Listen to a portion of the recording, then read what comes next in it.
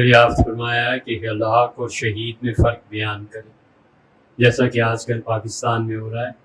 مسجد میں اگر آپریشن ہوتا ہے تو اندر جو طالب علم مرتا ہے وہ ہلاک ہے، اور باہر پولیس سے آدمی مرتا ہے تو شہید ہے۔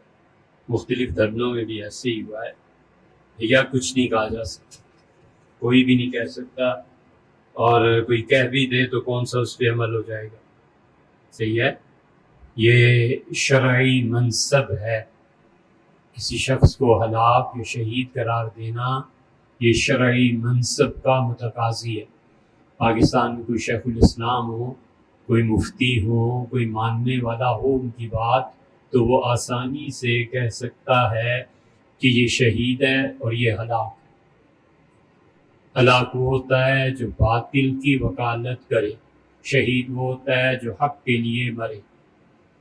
قرب قیامت کے زمانے میں حضرت رسالت مآب صلی اللہ علیہ وسلم نے فرمایا تھا کہ ایسا دور اس امت پہ آ جائے گا کہ نہ مارنے والا جانتا ہوگا کہ میں کیوں قتل کر رہا ہوں، اور نہ قتل ہونے والا جانتا ہوگا کہ میں کیوں قتل کیا جا رہا ہوں۔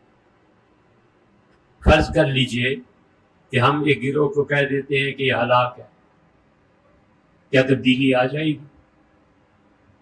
کوئی مانے گا؟ فرض کر لیجئے ہم ایک گروہ کو کہہ دیتے ہیں یہ شہید ہے، کوئی مانے گا؟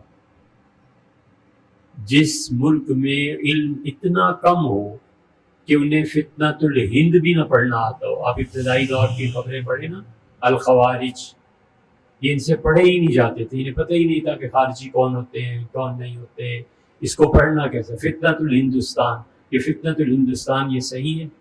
یہ ترکیب صحیح ہے؟ سوچیں، جرنی آف نائٹ جرنی، آخر کچھ تو کسی زبان کی گرامر ہوتی ہوگی نا۔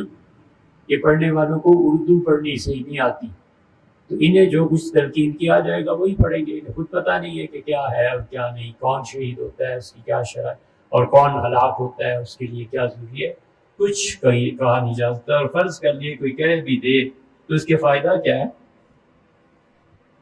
مطلب ہے اس کو فتنے میں ڈالنا ہے، اس کو آزمائش میں ڈالنا ہے۔